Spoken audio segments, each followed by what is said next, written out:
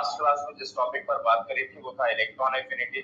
Already क्या है electron affinity, कौन से फैक्टर्स उसको इफेक्ट करते हैं, हम इस पर बात कर चुके हैं। आपसे मैंने कहा था कोई भी एटम जब कोई एक्स्ट्रा इलेक्ट्रॉन को रिसीव करता है, कोई अतिरिक्त इलेक्ट्रॉन को ग्रहण करता है, जब फिक्स्ड अमाउंट ऑफ एनर्जी जो था वो रिलीज होती है, जितनी एनर्जी रिलीज होती है उसी को केमिस्ट्री में क्या कहा गया, इलेक्ट्रॉन एफिनिटी जो था वो कहा गया। फैक्टर्स आपको बता दिया था मैंने केमिस्ट्री में कि कौन से फैक्टर्स हैं केमिस्ट्री में जो इलेक्ट्रॉन एफिनिटी को इफेक्ट करते हैं, प्रभावित जो था वो करते हैं। पीरियोडिसिटी जो था वो डिस्कस करना था कि टॉप टू बॉटम मूव करने पर या लेफ्ट टू राइट मूव करने पर किस तरह के क्या चेंजेस होते हैं, हमें इस पर जो था वो बात करना था। सबसे पहले बात करेंगे ग्रुप, कॉर्नर पर लिखिएगा ग्रुप, समूह, ग्रुप समूह, जहां पिछली क्लास फिनिश की थी उसी के आगे कंटिन्यू कर रहा हूं। ग्रुप समूह, ग्रुप समूह की बात करें, टॉप टू बॉटम बात करें, मैंने आपसे कहा था आप एक सिंगल पॉइंट ही याद रखेंगे। यहाँ पर भी आप क्या बात याद रखेंगे, फोर्स ऑफ अट्रैक्शन याद रखेंगे, न्यूक्लियर चार्ज जो था वो याद रखेंगे, नाभिकीय आकर्षण बल जो था वो याद रखेंगे। क्या आप किसी भी ग्रुप के अंदर lithium, sodium, potassium, rubidium, caesium, francium, आपको मालूम है कि टॉप टू बॉटम जब मूव करते हैं तो एटॉमिक नंबर इंक्रीज होता है। एटॉमिक नंबर इंक्रीज होने से नंबर ऑफ ऑर्बिट जो था वो इंक्रीज होते हैं, नंबर ऑफ ऑर्बिट कक्षों की संख्या बढ़ती है और नंबर ऑफ ऑर्बिट इंक्रीज होने से न्यूक्लियर चार्ज, नाभिकीय आकर्षण बल जो था वो क्या होता जाता है, कम होता जाता है। जब न्यूक्लियर चार्ज कम होता जाएगा, नाभिकीय आकर्षण बल जो था वो कम होता जाएगा, तो किसी भी एक्स्ट्रा इलेक्ट्रॉन को गेन करने कैपेसिटी जो था वो क्या होती जाएगी, कम होती जाएगी। इस मतलब टॉप टू बॉटम मूव करने पर इलेक्ट्रॉन एफिनिटी डिक्रीज होती जाती है, क्योंकि एटॉमिक साइज डिक्रीज होने से, एटॉमिक साइज इंक्रीज होने से न्यूक्लियर चार्ज जो था वो क्या होता जाता है, डिक्रीज होता जाता है। तो टॉप टू बॉटम जाए तो एटॉमिक साइज इंक्रीज होगा, न्यूक्लियर चार्ज डिक्रीज होगा, इसलिए इलेक्ट्रॉन एफिनिटी भी क्या होगी, डिक्रीज होगी। लिख लीजिए इन मॉडर्न, ग्रुप में लिखिएगा in modern periodic table, in modern periodic table, in modern periodic table, in modern periodic table, in modern periodic table, in modern periodic table, on moving down the group, on moving down the group, on moving down the group, on moving down the group, on moving down the group, on moving down the group, electron affinity, electron affinity, electron affinity, electron affinity decreases, electron affinity decreases, electron affinity decreases, electron affinity decreases with increasing the, with increasing the, with increasing the, with increasing the atomic size, with increasing the atomic size, with increasing the atomic size, with increasing the atomic size, with increasing the, with increasing the atomic size. Due to this, due to this, due to this, due to this nuclear charge, due to this nuclear charge decreases, due to this nuclear charge decreases, due to this nuclear charge decreases, due to this nuclear charge decreases।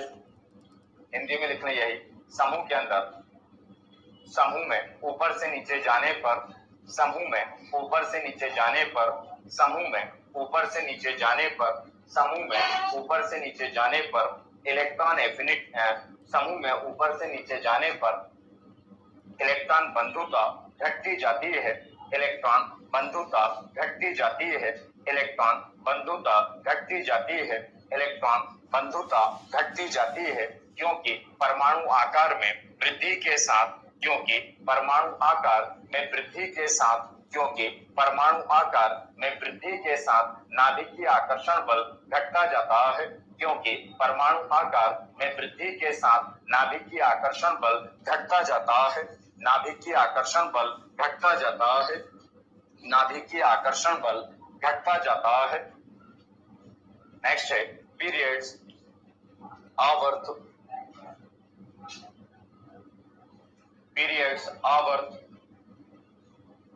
Periods में आवर्त में कहां पर देखते हैं, left to right, बाएं से दाएं, लेफ्ट टू राइट मूव करें तो लिथियम के बाद beryllium, magnesium, sorry lithium, beryllium, boron, carbon, nitrogen, oxygen, fluorine, यह था लेफ्ट टू राइट। अगर लेफ्ट टू राइट जाएं तो एटॉमिक नंबर जरूर बढ़ता है, लेकिन एटॉमिक नंबर बढ़ता है लेकिन नंबर ऑफ ऑर्बिट जो था वो कांस्टेंट रहता है, कक्षों की संख्या स्थिर रहती है। बताया था आपको कि यहाँ पर भी ऑर्बिट जो है वो 2 है, इसमें भी ऑर्बिट जो था वो 2 है, तो एटॉमिक नंबर इंक्रीज होता है लेकिन नंबर ऑफ ऑर्बिट कांस्टेंट रहता है। नंबर ऑफ ऑर्बिट कांस्टेंट रहने की वजह से न्यूक्लियर चार्ज जो था वो इंक्रीज होता है। न्यूक्लियर चार्ज इंक्रीज होने से एटॉमिक साइज, परमाणु आकार जो था वो कम होता जाता है, और एटॉमिक साइज डिक्रीज होगा, परमाणु आकार जब कम होगा केमिस्ट्री में, तो इलेक्ट्रॉन एफिनिटी जो था वो क्या होती जाएगी, इंक्रीज होती जाएगी। जिस डायरेक्शन में न्यूक्लियर चार्ज इंक्रीज होता है उस डायरेक्शन में इलेक्ट्रॉन एफिनिटी बढ़ती है। पिछली क्लास में बता चुका, लिखिएगा on moving left to right, on moving left to right, on moving left to right, on moving left to right, on moving left to right, on moving left to right, electron affinity, electron affinity, electron affinity, electron affinity, electron affinity, electron affinity increases, electron affinity increases, electron affinity increases with decreasing the atomic size, with decreasing the atomic size, with decreasing the atomic size, with decreasing the atomic size, with decreasing the atomic size.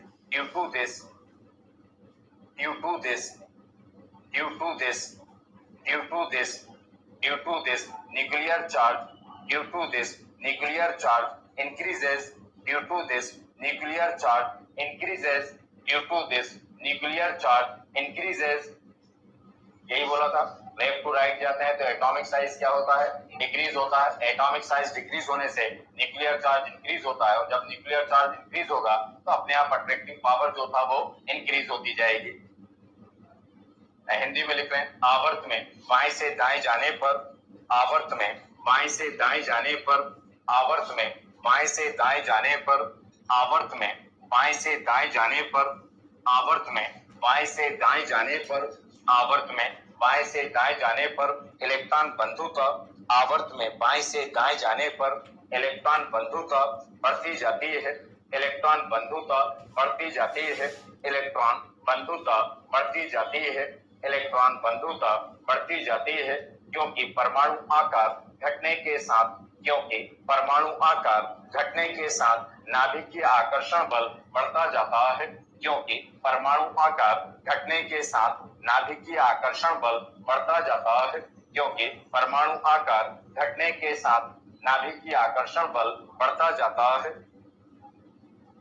परमाणु आकार घटने के साथ नाभिकीय आकर्षण बल बढ़ता जाता है। ये फिनिश। इलेक्ट्रॉन एफिनिटी क्या थी, वेक्टर्स क्या थे, और किस तरह की पीरियोडिसिटी है, क्या चेंजेस होता है, उस पर जो था वो बात कर रहा था। नेक्स्ट हेडिंग है, नेक्स्ट पीरियोडिक प्रॉपर्टी पर बात करें। नेक्स्ट है इलेक्ट्रोनेगेटिविटी,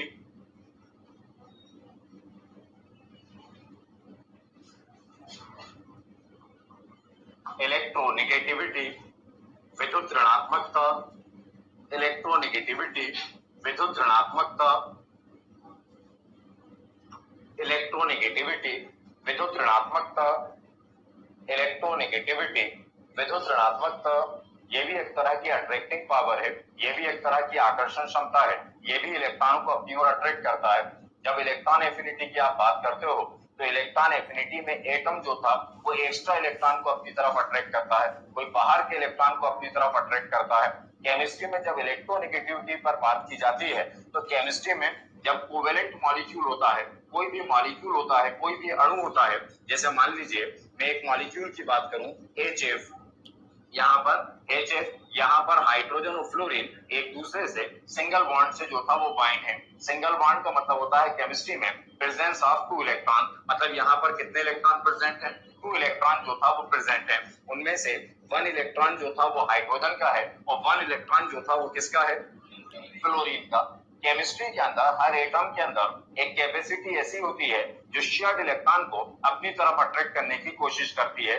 तो केमिस्ट्री के अंदर वो कैपेसिटी, वो क्षमता जो केवल किन इलेक्ट्रॉनों को, शेयर्ड इलेक्ट्रॉन, हर किसी इलेक्ट्रॉन को अपनी तरफ अट्रैक्ट नहीं करेगी, एक्स्ट्रा इलेक्ट्रॉन को अपनी तरफ अट्रैक्ट नहीं करेगी, अतिरिक्त इलेक्ट्रॉन को अपनी तरफ आकर्षित नहीं करेगी, केवल कौन से इलेक्ट्रॉन को, शेयर्ड इलेक्ट्रॉन को, साझे के इलेक्ट्रॉन को। इन दोनों के बीच 1-1 इलेक्ट्रॉनों की शेयरिंग हुई तो बॉन्ड में जो इलेक्ट्रॉन प्रेजेंट है, जब वो उन इलेक्ट्रॉन को अपनी तरफ क्या करता है, अट्रैक्ट करता है कोई एटम, तो उस कैपेसिटी को, उस क्षमता को केमिस्ट्री के अंदर इलेक्ट्रोनेगेटिविटी जो था वो कहा जाता है। आप हायर क्लासेस में जाकर पढ़ेंगे कि सबसे ज्यादा अगर कुछ इफेक्ट करता है तो यही दो चीजें हैं, एक इलेक्ट्रोनेगेटिविटी और दूसरा केमिस्ट्री के अंदर इलेक्ट्रोनेगेटिविटी और दूसरा आयनाइजेशन पोटेंशियल, जो फर्स्ट पॉइंट आपने पढ़ा था एटॉमिक रेडियस के बाद जो पढ़ा था।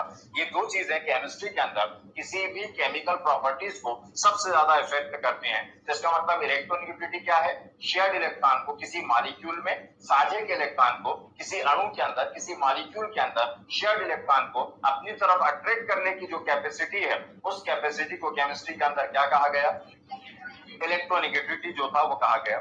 ये तो जो केमिस्ट्री कहती है उसके अकॉर्डिंग समझाने की कोशिश कर रहा था, लेकिन एक प्रैक्टिकल वे में अगर बात करूं कि फिर क्या चेंज है, हम कैसे पहचाने कि कहां पर इलेक्ट्रॉन एफिनिटी वर्क कर रही है और कहां पर इलेक्ट्रोनेगेटिविटी जो था वो वर्क कर रही है। अगर हम इसको थोड़ा सा ऑफ द रिकॉर्ड बात करें, केमिस्ट्री से अलग हटकर मैं बताने की कोशिश करूं कि केमिस्ट्री में ये दोनों अट्रैक्टिंग पावर है, वो भी इलेक्ट्रॉन को अट्रैक्ट कर रहा है, ये भी इलेक्ट्रॉन को अट्रैक्ट कर रहा है। दोनों से अट्रैक्ट करने से हमेशा नेगेटिव चार्ज जो था वो जनरेट होता है। तो हम कैसे पहचानेंगे कि कौन सा नेगेटिव चार्ज इलेक्ट्रॉन एफिनिटी की वजह से जनरेट हुआ और कौन सा नेगेटिव चार्ज जो था इलेक्ट्रोनेगेटिविटी, विद्युत ऋणात्मकता की वजह से जनरेट हुआ। केमिस्ट्री में जब इलेक्ट्रोनेगेटिविटी वर्क करता है तो किस में काम करता है, मॉलिक्यूल में। तो मॉलिक्यूल में तो वो हमेशा इस बात का ध्यान रखता है कि वो मैं इलेक्ट्रॉन को अपने फेवर में करने की कोशिश तो करूं, अपनी तरफ अट्रैक्ट करने की कोशिश तो करूं, लेकिन थोड़ा सा पार्शली मतलब आंशिक रूप से, आंशिक रूप से मतलब कि दो के बीच में बॉन्डिंग है। जैसे आप 2-3 दोस्तों का ग्रुप है मान लीजिए, तो उसमें ही कई बार होता है कि कोई एक फ्रेंड किसी दूसरे फ्रेंड से ज्यादा अटैच्ड होता है, किसी से है सब फ्रेंड सर्किल ही है पूरा, लेकिन कोई एक दूसरे से थोड़ा सा ज्यादा फाउंडेशन अच्छी उसकी, वो ज्यादा थोड़ा सा अटैच्ड होगा, तो वो पूरी तरह से इलेक्ट्रॉन को अपनी तरफ अट्रैक्ट नहीं करता, क्योंकि उसे मालूम है कि मैं पूरी तरह से इसको अपनी तरफ अट्रैक्ट कर लूंगा तो वो जो बॉन्ड है, वो बॉन्ड जो था वो ब्रेक हो जाएगा। जैसे यहाँ पर हाइड्रोजन और फ्लोरीन है, तो केमिस्ट्री में फ्लोरीन जो था दुनिया का सबसे ताकतवर एटम है पूरी पीरियोडिक टेबल में। इसके बगैर जो था वो केमिस्ट्री के अंदर कोई एटम जो था वो नहीं है। केमिस्ट्री के अंदर जब फ्लोरीन को डिस्कवर किया गया तो केमिस्ट्री में लोगों को पता था इस नेचर के अंदर, इस प्रकृति के अंदर जो था फ्लोरीन अवेलेबल है। तो जब फ्लोरीन को डिस्कवर किया गया तो लोगों को पता था कि इस नेचर में, इस प्रकृति के अंदर फ्लोरीन अवेलेबल है, लेकिन फ्लोरीन इंडिपेंडेंट फॉर्म में, फ्री स्टेट में, स्वतंत्र अवस्था में प्राप्त नहीं हो पाया। साइंटिस्टों को फ्लोरीन को फ्री स्टेट में, फ्री स्टेट स्वतंत्र अवस्था में कि एफ को एफ के फॉर्म में हमें नेचर के अंदर मिल जाए, इस पर काम करने के लिए 75 इयर्स लग गए, 75 साल लग गए इस केवल इस बात पर एक्सपेरिमेंट करने में कि किसी तरह हमें ये फ्लोरीन जो था वो इंडिपेंडेंट फॉर्म में मिल जाए, फ्लोरीन जो था फ्री स्टेट में मिल जाए, फ्लोरीन जो था वो स्वतंत्र अवस्था के अंदर जो था वो मिल जाए। इतना रिएक्टिव है कि जिससे मर्जी उससे साथ क्या कर लेता है, रिएक्ट कर लेता है। तो ये रिएक्टिविटी जो मैं कह रहा हूं, मैं कह रहा कि सबसे ज्यादा ताकतवर जो है, सबसे ज्यादा रिएक्टिव जो है, ये जो टर्म इस्तेमाल कर रहा हूं, इसका मतलब आप केमिस्ट्री में ऐसे निकालेंगे कि इसकी इलेक्ट्रोनेगेटिविटी क्या है, सबसे हाईएस्ट। मैं जो कहूं कि केमिस्ट्री में कोई कहे ये सबसे रिएक्टिव है, ये सबसे स्ट्रांग है, ये सबसे ताकतवर है, तो उसका मतलब वो इनडायरेक्टली कह रहा है कि उसकी इलेक्ट्रोनेगेटिविटी जो है वो क्या है, हाईएस्ट है। और इसकी इलेक्ट्रोनेगेटिविटी होती है 4.0। नंबर बहुत छोटा लगेगा लेकिन ये पूरी पीरियोडिक टेबल का सबसे हाईएस्ट नंबर है 4.0। 4.0 इसके बाद ऑक्सीजन आता है 3.7, इसके बाद क्लोरीन आता है। दुनिया में पूरी पीरियोडिक टेबल को एक तरफ रख दूं और कहूं कि कोई ऐसा ग्रुप निकाल कर बताओ जो सबसे ताकतवर एलिमेंट्स का ग्रुप है इस पूरी पीरियोडिक टेबल में, जिनसे पूरी पीरियोडिक टेबल घबराती है, जिनसे पूरी पीरियोडिक टेबल जो था वो डरती है। ऐसे 6 एलिमेंट अगर ढूंढूं पूरी केमिस्ट्री के अंदर तो वो 6 एलिमेंट है, वो 6 एलिमेंट है fluorine, chlorine, bromine, iodine, nitrogen और ऑक्सीजन। ये 6 एलिमेंट है बस केमिस्ट्री के अंदर जो सबसे ज्यादा ताकतवर है। अब ये समझ गया, जब कोई कहेगा सबसे ज्यादा ताकतवर, सबसे ज्यादा रिएक्टिव, सबसे ज्यादा क्रियाशील, तो इसका मतलब इनडायरेक्टली क्या कह रहा है, इनकी इलेक्ट्रोनेगेटिविटी जो था वो हाईएस्ट है। हाँ, तो मैं क्या कह रहा था आपसे कि प्रैक्टिकल वे में, प्रैक्टिकल होकर बात करें कि मैंने कहा इलेक्ट्रॉन एफिनिटी इलेक्ट्रॉन को इलेक्ट्रॉन को अट्रैक्ट करता है। कौन से इलेक्ट्रॉन को? इलेक्ट्रॉन एफिनिटी, इलेक्ट्रॉन बंधुता में एक्स्ट्रा इलेक्ट्रॉन को, अतिरिक्त इलेक्ट्रॉन को, बाहर के इलेक्ट्रॉन को। लेकिन इलेक्ट्रोनेगेटिविटी में कौन को अट्रैक्ट करेगा? शेयर्ड इलेक्ट्रॉन को, साझे के इलेक्ट्रॉन को। अब प्रैक्टिकली कैसे पहचानूंगा कि कहीं पर चार्ज अट्रैक्ट किया तो कौन सा चार्ज? Negative charge. तो कैसे पहचानूंगा कि कौन सा नेगेटिव चार्ज इलेक्ट्रॉन एफिनिटी ने और कौन सा नेगेटिव चार्ज इलेक्ट्रोनेगेटिविटी ने जो था वो जनरेट किया? तो मैंने कहा जब इलेक्ट्रोनेगेटिविटी वर्क करता है तो वो जानता है कि केमिस्ट्री के अंदर कि मैंने अगर सारे इलेक्ट्रॉनों को अपनी तरफ अट्रैक्ट कर लिया, पूरे इलेक्ट्रॉनों को अपनी तरफ अट्रैक्ट कर लिया, तो मैं काम का नहीं रह पाऊंगा, मैं यूजलेस हो जाऊंगा। क्यों? क्योंकि मेरा काम तो मॉलिक्यूल के अंदर ही है। मैंने कहा मॉलिक्यूल भी अट्रैक्ट करेगा कौन से इलेक्ट्रॉनों को? शेयर्ड इलेक्ट्रॉन को। तो पार्शियली अट्रैक्ट करता है, थोड़ा सा अट्रैक्ट करता है। उसे पता होता है इतना लेके आता है, खींचते खींचते आता है, अट्रैक्ट करता जाएगा, एक लास्ट लिमिट तक लेके आएगा। अब सोचेगा कि अब अगर मैंने इसको यहाँ से लेकर थोड़ा सा और क्रॉस कर लिया तो मेरे दोनों एटम्स के बीच का बॉन्ड जो था वो क्या हो जाएगा? ब्रेक। फिर ये दोनों अलग अलग हो जाएंगे। तो ये इसको अट्रैक्ट करा पूरी तरह से नहीं तो कैसा? पार्शियली, हिंदी में आंशिक। तो ये नेगेटिव चार्ज आया लेकिन पार्शियली नेगेटिव चार्ज आया। ये किसका साइन? पार्शियली, आंशिक। समझ गए? आंशिक मतलब जा तो रहा है लेकिन कैसा? थोड़ा सा मूव करना है ना। तो यहाँ पर और इस पे क्या आएगा? Partially positive charge. आगे बात समझ में? तो जब नेगेटिव चार्ज आए तो इलेक्ट्रॉन एफिनिटी, और जब पार्शियली नेगेटिव चार्ज आए तो इलेक्ट्रोनेगेटिव। इलेक्ट्रॉन एफिनिटी मतलब कंप्लीट नेगेटिव चार्ज है ना। हिंदी में क्या बोला था? इलेक्ट्रॉन बंधुता, पूर्ण ऋण आवेश। और केमिस्ट्री में इलेक्ट्रोनेगेटिविटी, विद्युत ऋणात्मकता, पार्शियली नेगेटिव चार्ज। समझ में आ गया? परिभाषा भी समझ में आ गई है ना। एटम की वो कैपेसिटी जो शेयर्ड इलेक्ट्रॉन को अपनी तरफ अट्रैक्ट करती है उसी को क्या कहा गया? इलेक्ट्रोनेगेटिविटी। लिखना, पहले डेफिनेशन लिख लें। Electronegativity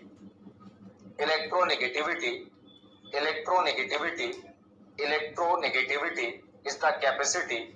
Electronegativity is the capacity. Electronegativity is the capacity. Electronegativity is the capacity of an atom. Electronegativity is the capacity of an atom. Electronegativity is the capacity of an atom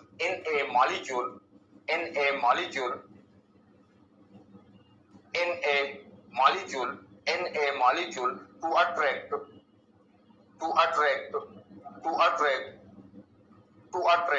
shared electron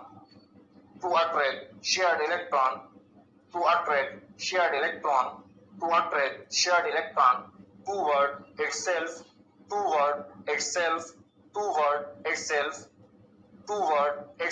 समझ में आ गया? किसी atom की molecule के अंदर attracting capacity किसको? अपने shared electron को अपनी तरफ, टूवर्ड इटसेल्फ, अपने स्वयं की तरफ जो था वो खींचना है ना। तो टूवर्ड इटसेल्फ, अपने तरफ जो था वो खींचने की जो कैपेसिटी है उसी को क्या कहा गया? इलेक्ट्रोनेगेटिविटी जो था वो कहा गया। कोई डाउट तो नहीं है? सबसे हाईएस्ट किसकी है? और इलेक्ट्रॉन एफिनिटी सबसे हाईएस्ट किसकी थी? क्लोरीन। शाबाश। तो क्लोरीन की इलेक्ट्रॉन एफिनिटी दुनिया में सबसे ज्यादा, और इलेक्ट्रोनेगेटिविटी क्लोरीन कितनी होती है? 4 पॉइंट। और आयोनाइजेशन पोटेंशियल सबसे हाईएस्ट हेलियम का। इनर्ट गैसेस का सबसे ज्यादा, और सिंगल एलिमेंट्स का पूछेंगे तो क्या है? हिलियम, है ना। लिखिएगा, पहले हिंदी में नोट करें फिर फैक्टर्स पे बात करता हूं। लिखिएगा, किसी परमाणु द्वारा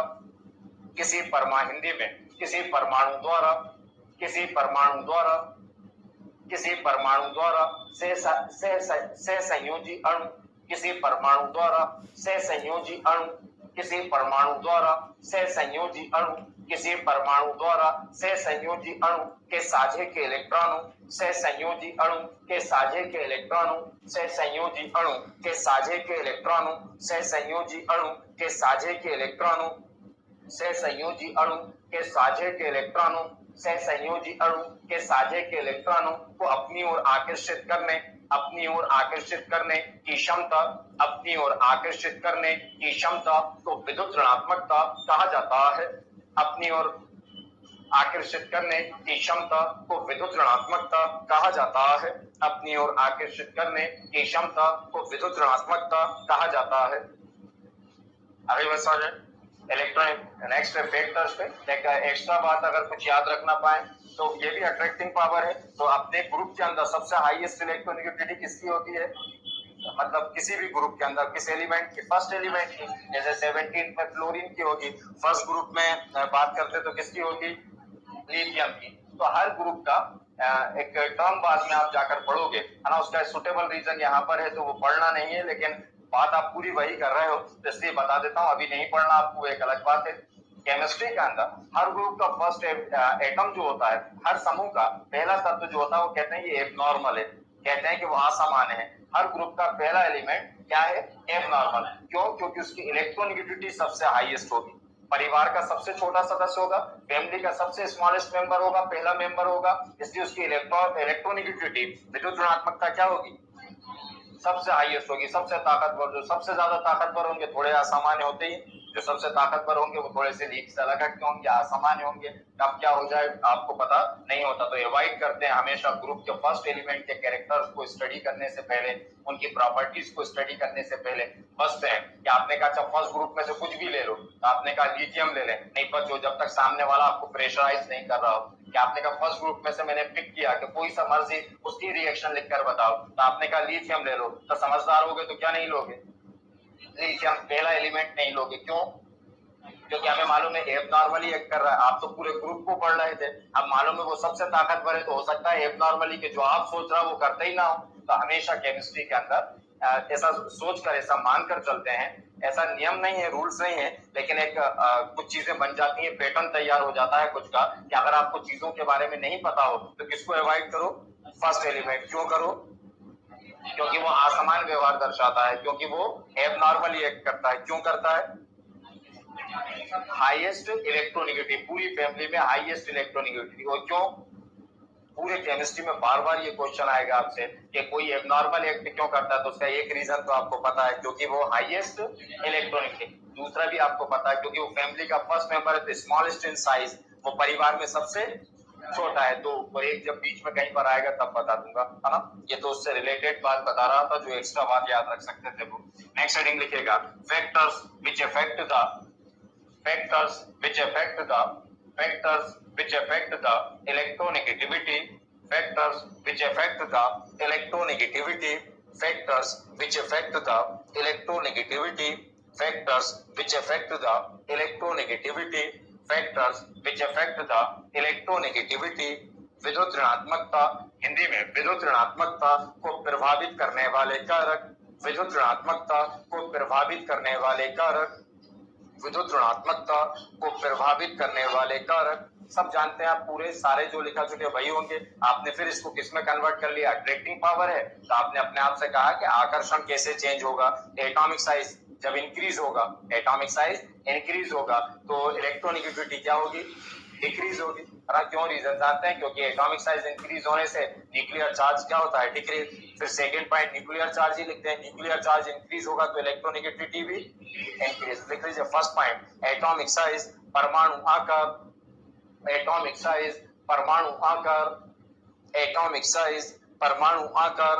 लिख लीजिए electronegativity, electronegativity decreases, electronegativity decreases, electronegativity decreases, electronegativity decreases, electronegativity, electronegativity decreases with increasing the atomic size, electronegativity decreases with increasing the atomic size, electronegativity decreases with increasing the atomic size, with increasing the atomic size। Hindi में परमाणु आकार में लिखेगा, परमाणु आकार में वृद्धि के साथ, परमाणु आकार में वृद्धि के साथ, परमाणु आकार में वृद्धि के साथ, परमाणु आकार में वृद्धि के साथ विद्युत ऋणात्मकता घटती जाती है, विद्युत ऋणात्मकता घटती जाती है। परमाणु आकार में वृद्धि के साथ विद्युत ऋणात्मकता घटती जाती है। सेकंड है न्यूक्लियर चार्ज, नाभिकीय आकर्षण बल, न्यूक्लियर चार्ज नाभिकीय आकर्षण बल, न्यूक्लियर चार्ज नाभिकीय आकर्षण बल। लिख लीजिए electronegativity increases with increasing the nuclear charge, electronegativity increases with increasing the nuclear charge, electronegativity increases with increasing the nuclear charge. Electronegativity increases with increasing the nuclear charge.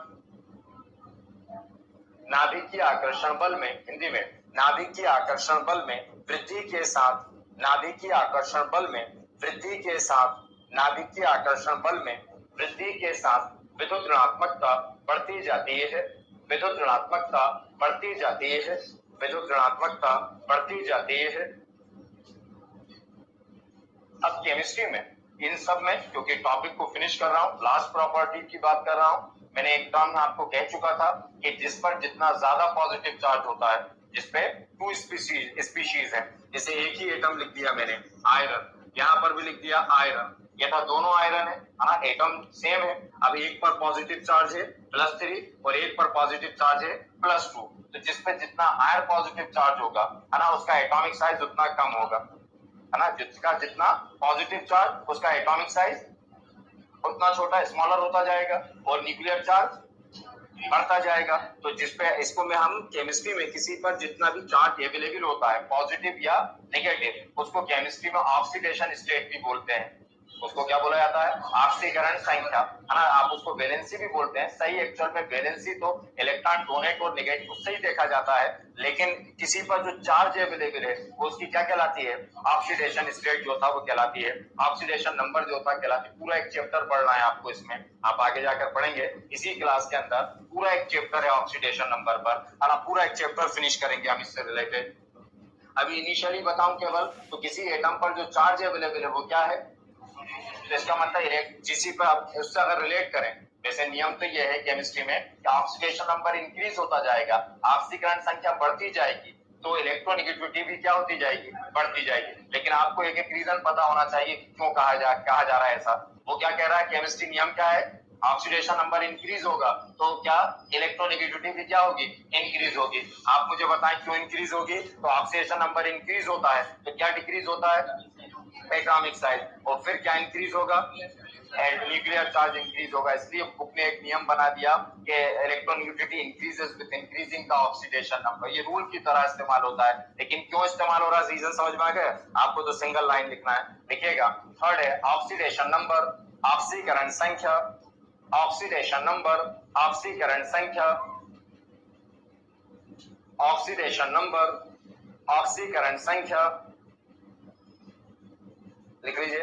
Electronegativity increases with increasing the oxidation number, electronegativity increases with increasing the oxidation number,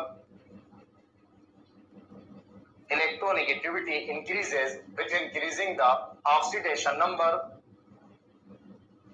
Hindi में ऑक्सीकरण संख्या में वृद्धि के साथ, ऑक्सीकरण संख्या में वृद्धि के साथ, ऑक्सीकरण संख्या में वृद्धि के साथ विद्युत ऋणात्मकता बढ़ती जाती है, विद्युत ऋणात्मकता बढ़ती जाती है। ऑक्सीकरण संख्या में वृद्धि के साथ विद्युत ऋणात्मकता बढ़ती जाती है। पीरियोडिसिटी लिख लें, कॉर्नर पर लिखिएगा ग्रुप, समूह, उसके नीचे ग्रुप, समूह, दे सकते हैं आंसर खुद। ग्रुप में कहा देखते हैं? टॉप टू, तो टॉप टू बॉटम जाएंगे तो इलेक्ट्रोनेगेटिविटी डिक्रीज होती जाएगी। क्यों? एटॉमिक साइज बढ़ता जाएगा, जिससे न्यूक्लियर चार्ज डिक्रीज होता जाएगा। देखिए उसको हिंदी में नोट कर लेना आप। समूह में ऊपर से नीचे, इंग्लिश मीडियम स्टूडेंट नोट कर लें अपने आप।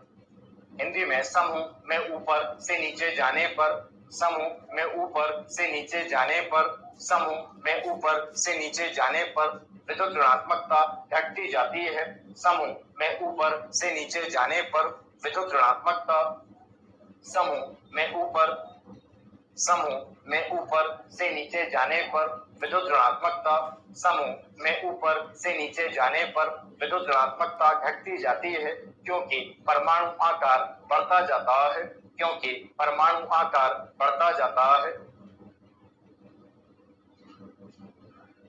और आवर्त में क्या लिख लेंगे हिंदी के अंदर? इसका अपोजिट, आवर्त में बाएं से दाएं जाने पर विद्युत ऋणात्मकता बढ़ती जाती है, क्योंकि परमाणु आकार घटता जाता है। आवर्त में बाएं से दाएं जाने पर विद्युत ऋणात्मकता बढ़ती जाती है क्योंकि परमाणु आकार घटता जाता है। अब ग्रुप में लिख लिया इंग्लिश मीडियम, क्या लिखा? Electronegativity decreases with increasing the, पहले वैसे लिखा होगा on moving down the group, ये लिखना जरूरी है, on moving down the group electronegativity decreases with increasing the atomic size due to this nuclear charge decreases, यही लिखा, बिल्कुल सेम है, कुछ भी चेंज नहीं हो रहा। On moving down the group electronegativity decreases with increasing the atomic size due to this nuclear charge decreases, ऐसे periods में लिख लें।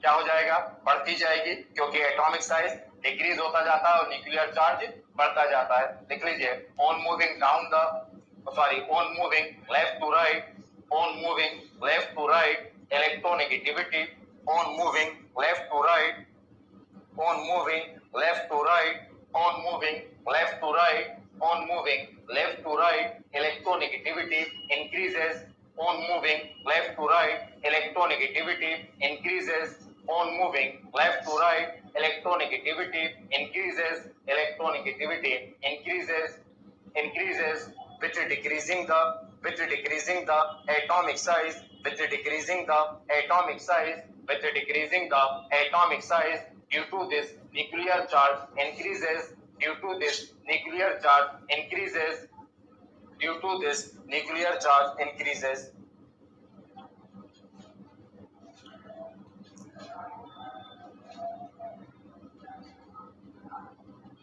देखा, लास्ट केमिस्ट्री में आपके इस टॉपिक के अंदर एक सिलेबस है कि जिन एलिमेंट्स का एटॉमिक नंबर ग्रेटर देन 100 से अधिक होता है उनका आईयूपीएसी नेम हम कैसे देते हैं एलिमेंट्स का। ऑर्गेनिक कंपाउंड का एक अलग पैटर्न होता है, इनऑर्गेनिक में कैसे दिया जाता है, क्यों जरूरत पड़ी उसके बारे में बताता हूं। पहले हेडिंग लिखिएगा IUPAC nomenclature, IUPAC IUPAC nomenclature, IUPAC nomenclature of IUPAC nomenclature of elements, IUPAC nomenclature of elements, IUPAC nomenclature, IUPAC nomenclature of elements, of elements, of elements, of elements with atomic number, with atomic number, with atomic number, with atomic number greater than का sign बनाना, with atomic number greater than का sign बनाओ, with atomic number greater than 100, IUPAC nomenclature of elements with atomic number greater than 100, मतलब उन elements का IUPAC name देना है जिनका एटॉमिक नंबर किससे ज्यादा है? 100 से ज्यादा है। हिंदी में लिखिएगा, हिंदी में लिखिए तत्वों का IUPAC नामकरण, तत्वों का IUPAC नामकरण, तत्वों का IUPAC नामकरण, जहां लिखा तत्वों का IUPAC नामकरण उसके ब्रैकेट में लिखिए हिंदी में, मतलब जहां हिंदी मीडियम स्टूडेंट्स जेड किसको कहते हैं? Atomic number greater than 100। आई बात समझ में? एक्चुअल में क्या है, किसी भी एलिमेंट्स का जब केमिस्ट्री में अलग अलग एलिमेंट्स डिस्कवर होते हैं, अलग अलग तत्व डिस्कवर होते हैं, तो कभी कोई साइंटिस्ट डिस्कवर करता है तो उसके नाम जब रखे जाते हैं तो डिसाइड नहीं हो पाता कि एक्चुअल में क्या नाम रखा जाए। बहुत लॉन्ग उसका प्रोसेस है, पूरा एक बहुत लंबा प्रोसेस है उसका आईयूपीएसी नाम देना। एक्चुअल में आईयूपीएसी नाम क्या होता है? एक होते हैं केमिस्ट्री में किसी भी कंपाउंड, किसी भी मॉलिक्यूल, किसी भी एलिमेंट की सिंपल नेम, साधारण नाम। तो एक नाम होते हैं कौन सा नेम? सिंपल नेम, साधारण नाम। सिंपल नेम क्या होते हैं? वो नाम जो किसी लैंग्वेज पर बेस्ड है। क्या आपने किसी का नाम किसी भाषा पर, किसी लैंग्वेज के बेसिस पर जो था वो रख दिया तो हम उसको कहेंगे सिंपल नेम। या फिर किसी का नाम आपने उसके सोर्स, उसके ओरिजिन के बेसिस पे रख दिया कि ये जो जिसका नाम देना चाहते थे हमें उसका सोर्स पता था, हमें उसका ओरिजिन पता था, वो कहां से आता है इस नेचर में वो पता था, उसके बेसिस पर अगर नाम लिख दिया तो वो भी सिंपल नेम कहलाता है।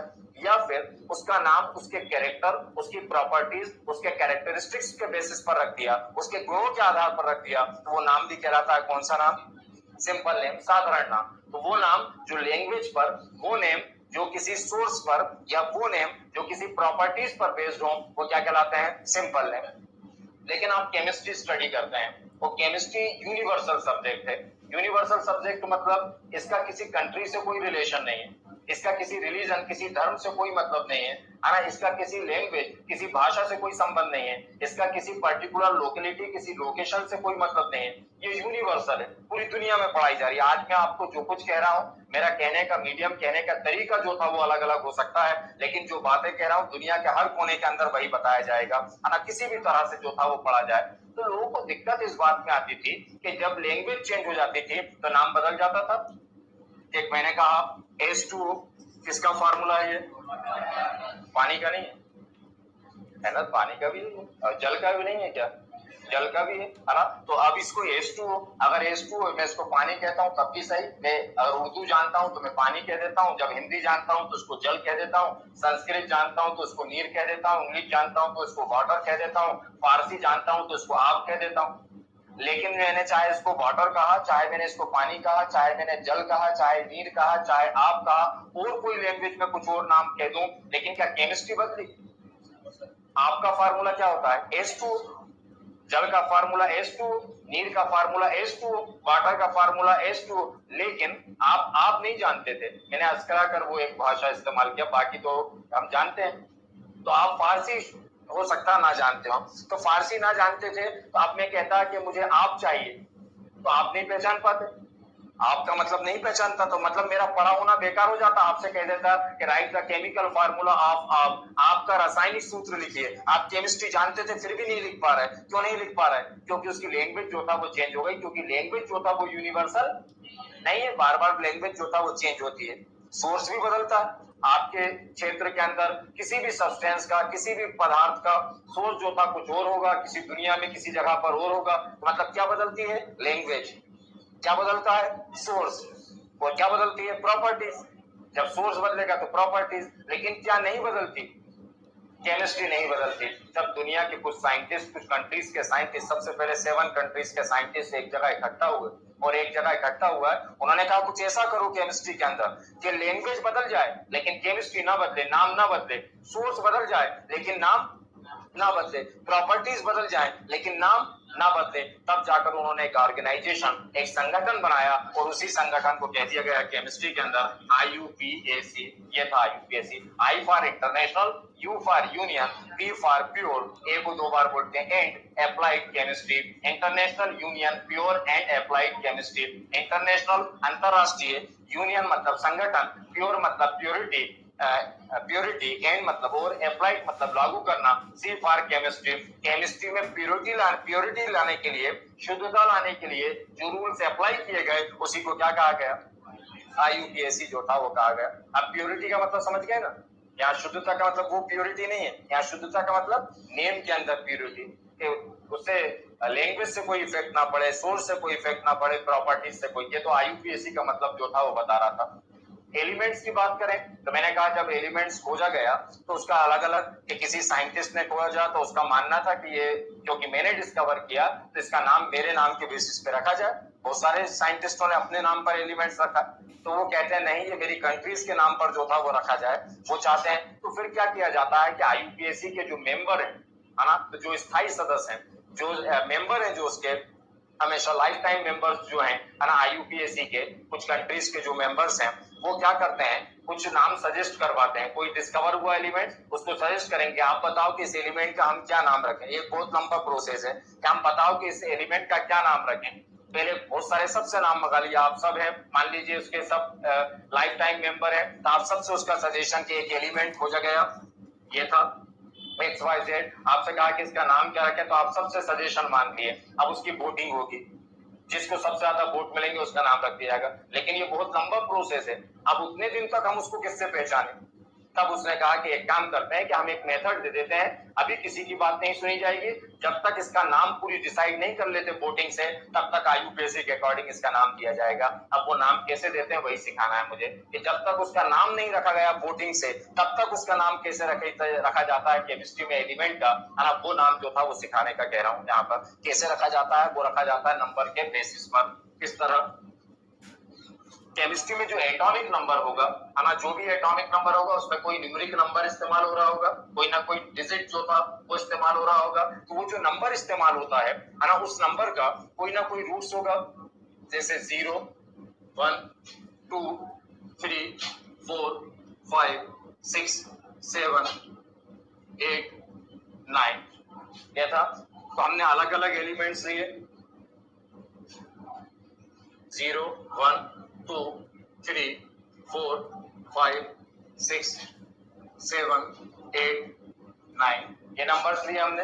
अब इन नंबर्स को हम कैसे डिनोट करेंगे, जैसे आपने कहा कि एक नया एलिमेंट्स खोजा गया जिसका एटॉमिक नंबर 101 था, तो ये 1 नंबर हो गया, ये 0 हो गया, ये 1 हो गया, तो वो नंबर की बात कर रहा हूं मैं, है ना। अब अगर 0 है तो उसके लिए नील वर्ड इस्तेमाल किया जाएगा। क्या होगा? नील, है ना। तो उसके लिए क्या वर्ड इस्तेमाल होगा? नील जो था वो वर्ड इस्तेमाल होगा। और इसके लिए जो इस्तेमाल करते हैं, यूज करते हैं, प्रीफिक्स जो यूज करेंगे वो एनयू जो था वो यूज करेंगे। 1 के लिए अन वर्ड यूज करेंगे, 2 के लिए बाय वर्ड यूज करेंगे, 3 के लिए ट्राई वर्ड यूज करेंगे, 4 के लिए क्वाड वर्ड इस्तेमाल करेंगे, 5 के लिए पेंट वर्ड इस्तेमाल करेंगे, 6 के लिए हेक्स वर्ड, हेक्सा नहीं हेक्स वर्ड, अभी तो नाम की वो हेक्सा मतलब 6 होता हुआ लगे, तो नाम का बता रहा हूँ क्या यूज करेंगे। 6 के लिए हेक्स वर्ड यूज करेंगे, 7 के लिए सेप्ट वर्ड, वैसे तो होता है हेप्टा, 7 सेप्ट नहीं होता, लेकिन नाम में सेप्ट बोल रहा है, नहीं तो 7 को क्या बोलते हैं वैसे? हेप्टा बोला जाता है, हेप्टेन बोला जाता है। 8 को ऑक्ट वर्ड यूज करेंगे और 9 को इन वर्ड यूज करेंगे, वैसे 9 को नोनेन बोला जाता है ना। ये लेकिन मैं वो कार्बन ऑर्गेनिक केमिस्ट्री नहीं बता रहा, वो जो आप बोल रहा हो वो ऑर्गेनिक केमिस्ट्री में। ये तो नंबर को क्या बोलेंगे आईयूपीएससी में वो, तो 0 को नील एनयू इस्तेमाल किया जाएगा, 1 के लिए अन, डी के लिए बाय, है ना, फिर ट्राई, क्वाड, पेंट, हेक्स, सेप, ऑक्ट और इन वर्ड जो था वो यूज किया जाएगा। अब किसी का भी नाम देना है आपको, atomic number Z, Z atomic number, atomic number मान लीजिए 101 है, 101, 1 को क्या कहा गया? ये 1 को अनवर्ड यूज किया गया, 0 को क्या कहा गया? नील, है ना। तो चाहो तो नील वर्ड भी पूरा यूज कर सकते हो आप, तो चाहो तो दोनों यूज होते हैं, आप नील ही यूज करो। अन नील ये था, ये 1 को अन, 0 को नील, और फिर क्या है 1 को अन, तो नाम हो गया अन नील अन, इसका नाम हो गया अन नील अन, ये था सिंपल, तो इसका नाम होगा अन नील अन। अब जैसे मान लो 102 का नाम क्या हो जाता? अन नील बाय। ये जब तक केमिस्ट्री के अंदर मतलब साइंटिस्ट किस नाम से पहचानेंगे उसको वो बता रहा था, जिसका नाम क्या हो जाएगा? अन नील बाय, हाँ ये था। ये तो नंबर इस्तेमाल, लेकिन लास्ट में आजकल जो मॉडर्न केमिस्ट्री इस्तेमाल होती है उसके अंदर एक सफिक्स वर्ड इस्तेमाल किया जाने लगा, ईएम सफिक्स, हर एक में कॉमन क्या वर्ड जोड़ दो? ईएम, पूरे नाम से ये कंप्लीट ही हो जाएगा सब जगह। तो क्या करो, नंबर डिनोट करो और उसके बाद में सफिक्स मतलब अंत में जो जोड़ते हैं वो क्या जोड़ते हैं? ईएम। तो आप चाहो तो इसका नाम क्या हो जाएगा? अन नील अन ईएम, तो इसका पूरा नाम होगा अन नील अन ईएम, है ना। अन नील अन ईएम, इसका नाम बोलो क्या हो जाता? अन नील बी ईएम, अन, ये नाम लास्ट में नंबर लो जोड़ो और लास्ट में क्या जोड़ दें? ईएम, जैसे इसका नाम हो जाता अन अनिल बाय ईएम, दे सकते हैं आपको 110 या 100 के बाद ही देना है आपको नाम, नोट कर लो।